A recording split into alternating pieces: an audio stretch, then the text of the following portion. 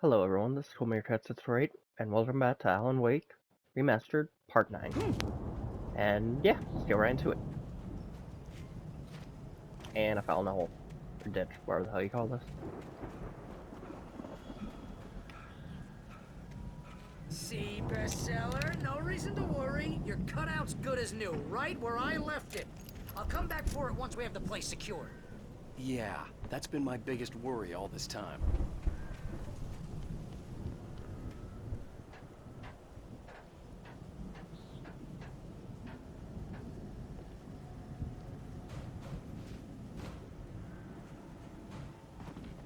Hey, I think Alan Wake here has something to say.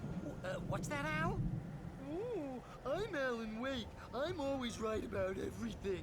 And if I don't get my way, I'll sulk all day long. I'm always intense and moody. It makes me very attractive and mysterious.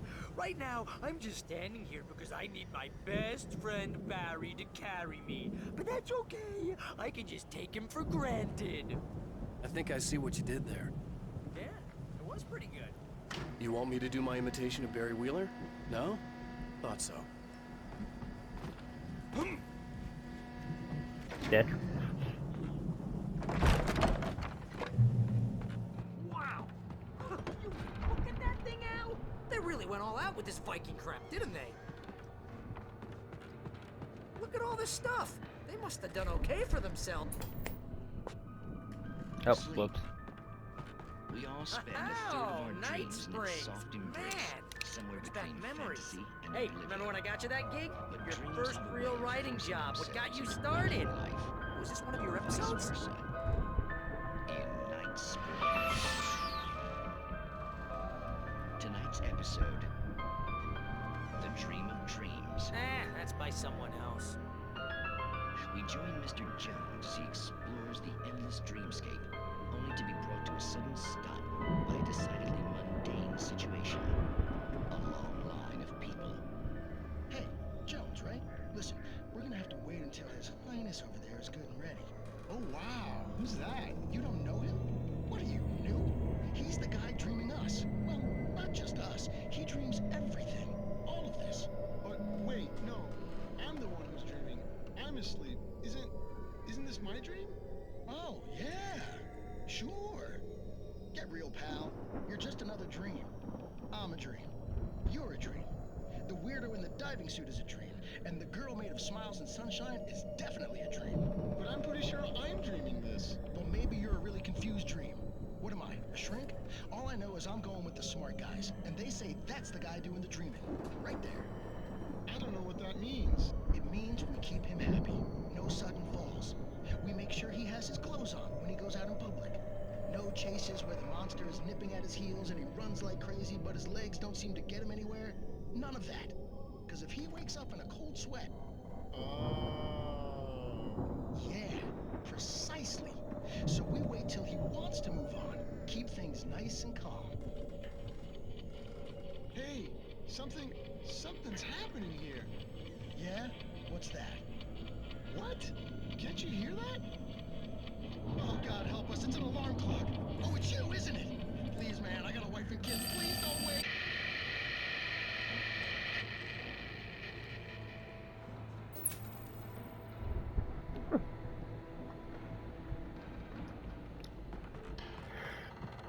Alright then. Something shiny? Nope.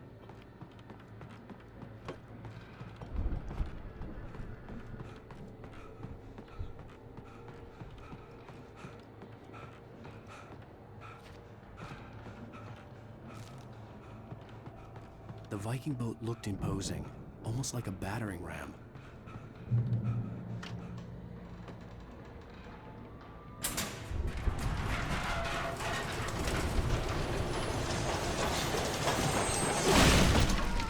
Good going, Al!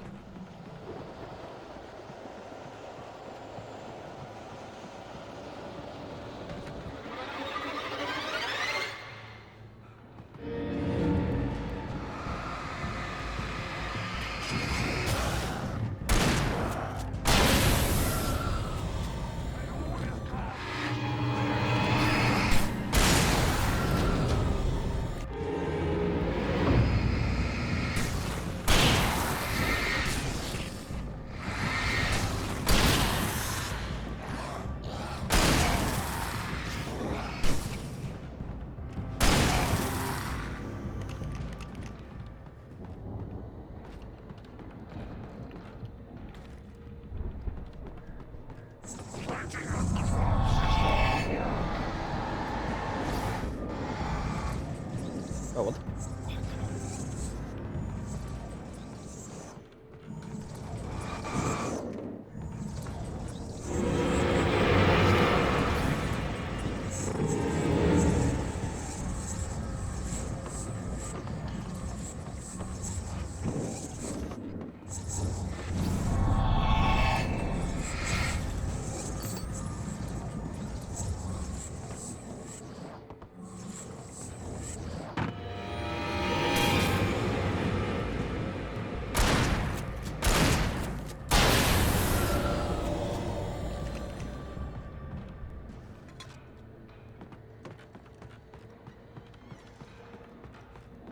I think we can make it through here, Al!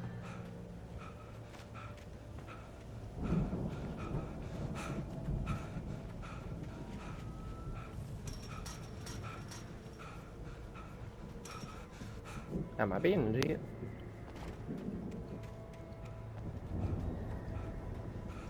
Yep.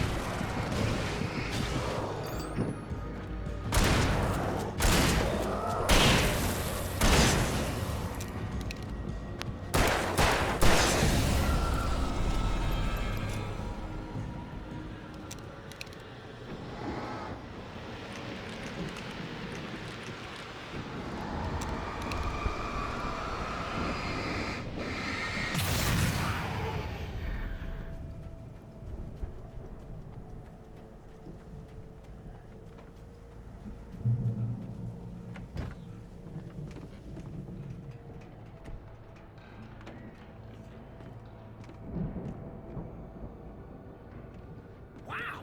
Those geezers had quite a production going on. Ooh, you know what, Al? If we make it through this alive, I'm gonna start representing them. Yep, sell this stuff online, maybe get a reality show going, release a new single. Good luck with that, pal. Hey, you find us a way out of here, okay? I'm gonna take a closer look at this stuff. Be careful, Al!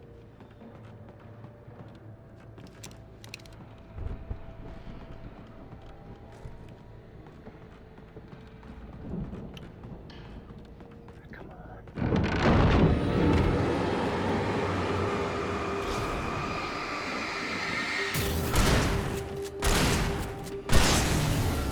Whoa! You okay, Al? I'm good. Keep your eyes open, okay?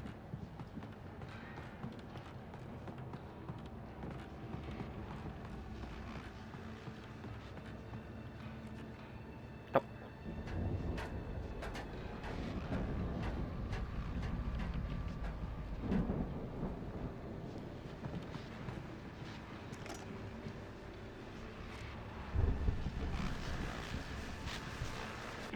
As you regular listeners know, I tend to work through the night, but I'm not the only one. Deputies Mulligan and Thornton are taking a couple of moments off their busy schedule to join me here in the studio. Boys, how busy are you now? Deerfest is almost here, isn't it? I bet that keeps you in business. Pretty busy, yeah. Actually, Pat, we've been real busy with other stuff, which concerns an ongoing investigation. We can't talk about that, Thornton. I wasn't gonna say anything. I was just saying we got, other irons to fry. And how would you compare your workload to last year's? Things have seemed relatively peaceful to me, but people do tend to get a little wild this time of year. Oh, it's wild, Pat. It's pretty wild. There's been all sorts of trouble this year. Vandalism, fighting, public disturbances. A lot of people gone missing, too. Yeah, it's pretty much the usual stuff, Pat. Just, a lot more of it. Now, is it just me, or does Deerfest get wilder every year? People seem to be more drunk, at least, or they start earlier and younger. Oh, it's definitely not just you, Pat, but... Definitely, Pat. Hey, I'm talking here, Thornton. Oh shoot, I lost my train of thought. Not just me. Oh, yeah, it's Wilder, Pat, but actually most of the trouble seems to be coming from grown men. People who ought to know better, you know? Kids are doing fine this year. Well, that's nice to hear at least. Boys, I want to thank you for stopping by. I'll let you get back to your patrol. Sure thing, Pat. Yeah, sure thing, Pat.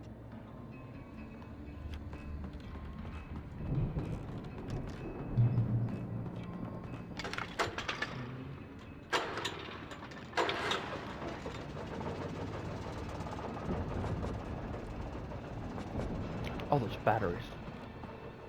Oh, shotgun ammo.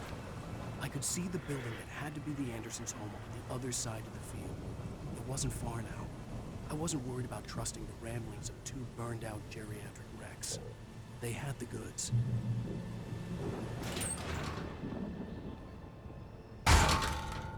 Oh.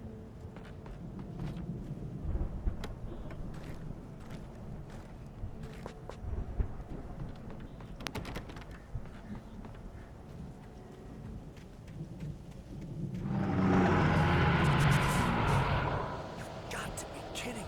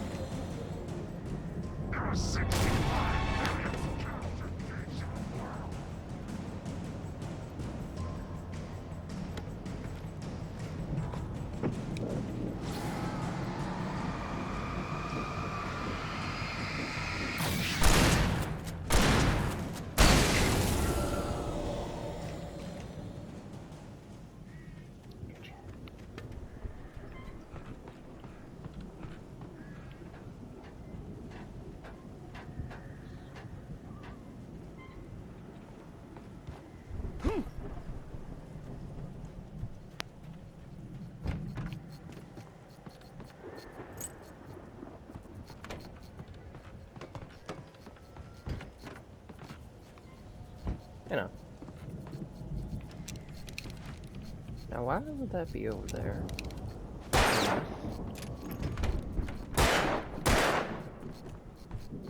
Oh. Just a...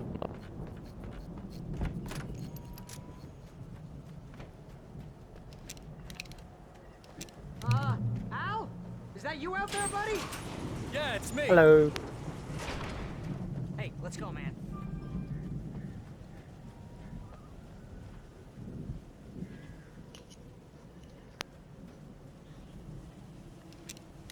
I think we're gonna have to work together. Now, looks pretty heavy. Hey, I think that's the farm on the other side of the field. We're almost there. This farm is a crazy place for crazy people. We should feel right at home then.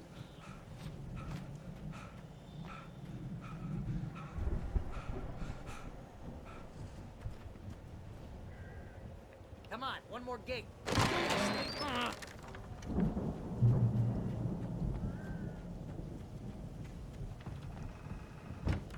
lights are out. I guess we better check the fuse box. You know, this place looks kind of lived in. I thought the Andersons were in the booby hatch. Yeah, I don't think they keep too close an eye on them at the clinic. They seem to slip away a lot so they can get wasted. Kidding? Those guys sound awesome.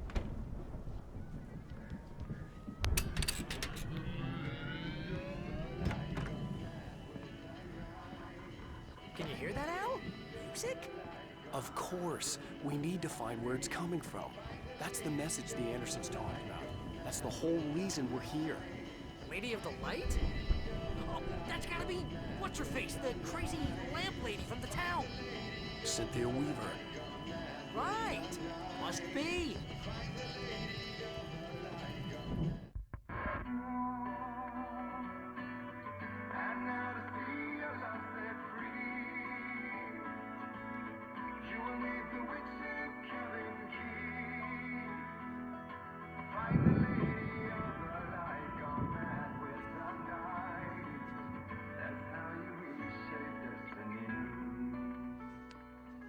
Okay. We need to find Cynthia Weaver. We'll stay here for the night and head back to town as soon as it gets light. Hey, Al. Lots of hours before dawn. Might as well get some rest. And by rest, I mean drunk. Come on, Barry, this is... Yeah, what the hell?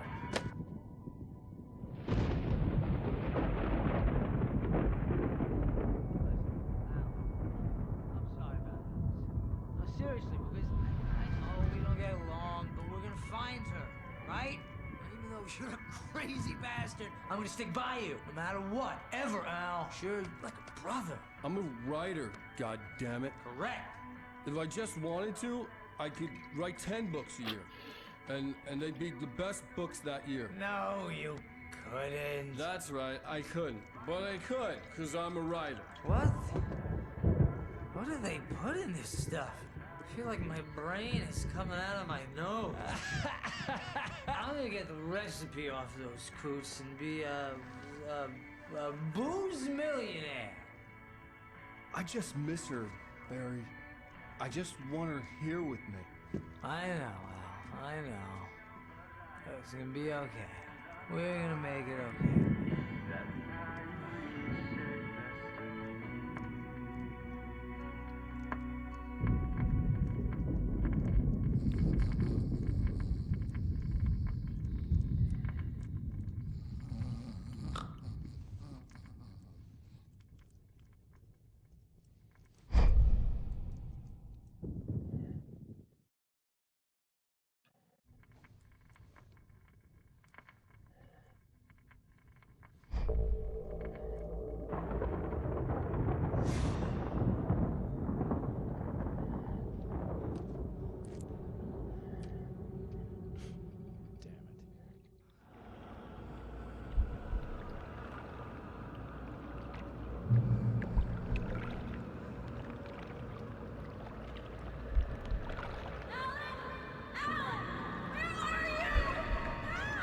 Alice, I'm coming. It's all right. I'm coming. It was a crazy drunken dream, and yet it was more than that. It was the truth, a suppressed memory unearthed by the Andersons' moonshine. I was there, an out-of-body observer. This was the night Alice and I had arrived at Bright Falls, the night Alice had disappeared. I had a chance to find out what had happened. Alice? I remembered Alice? being surprised to see the cabin dark. Alice would have never turned the lights off. I remembered thinking I caught a glimpse of her form underwater, sinking into the darkness. Diving after her was the last vague memory I had of that night. After that, the next thing I could remember was waking up behind the wheel of the crashed car and finding the first pages of the manuscript. Beyond this lost memory, there was nothing. I had to follow the footsteps of my past self to find out what had happened that night. I couldn't find her in all that blackness. I must have thought she drowned.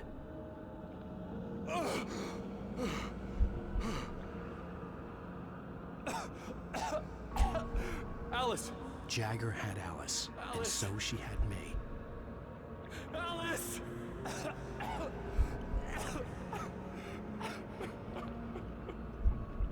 I'd been easy prey. Look at the cabin. Is there someone in the window? Alice? Maybe she didn't drown after all. Maybe she's inside. Alice! Yes.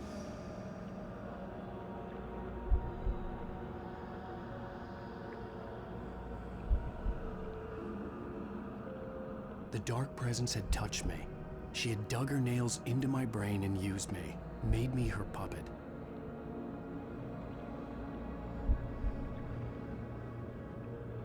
She must be here somewhere. Maybe upstairs in the study. Alice!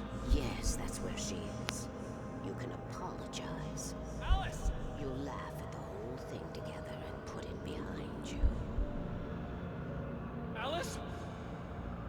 She's not here. You were foolish to think so.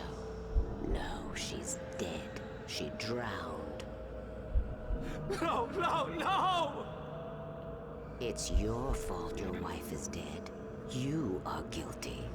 All she wanted was to help you right. You killed her. Oh, hush. There's still hope. Cauldron Lake is a special place. Here, you have the power to change things. She wanted you to write. I will tell you what to do.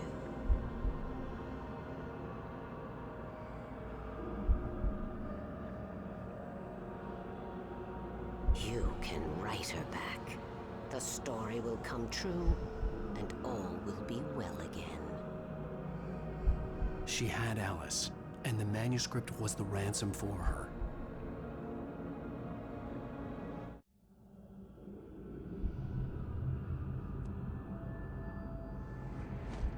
Yes. All right. I'll fix it. I'll bring her back. Son of a bitch. No. I wrote it. I remembered it all now. In the dark, I'd written for days, a week, almost a complete manuscript of a novel entitled Departure. Jagger had been my editor, whispering in my ear, making sure that the unfolding story would make her more and more powerful. I thought I was saving Alice. Even with the cobweb she put in my head, some part of me had been aware enough to write my escape into the story, to bring a light into the cabin to release me before I could finish, to interrupt the horror story before the ending, where darkness consumed everything and everyone. Zane was weak and far away, but I had written him into the story, and his light had been enough to set me free. It isn't here now. I'm here because it was written. I brought the light to set you free. You must hurry. It will know I'm here. It will be back soon. It stole the skin of my art a long time ago. She looks so old.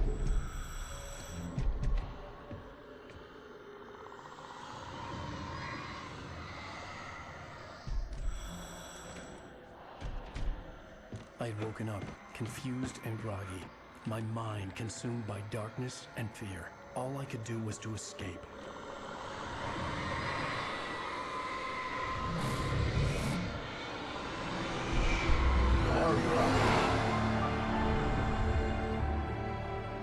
The week spent in the cabin had taken its toll.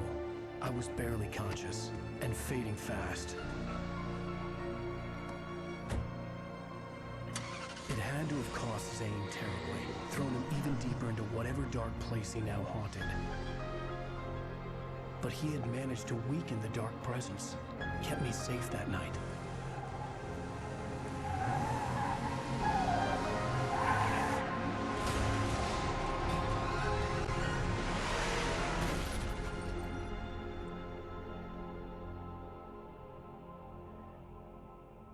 I wrote it. It's my fault. That's right, James Joyce. It's your fault, and you're gonna pay for it.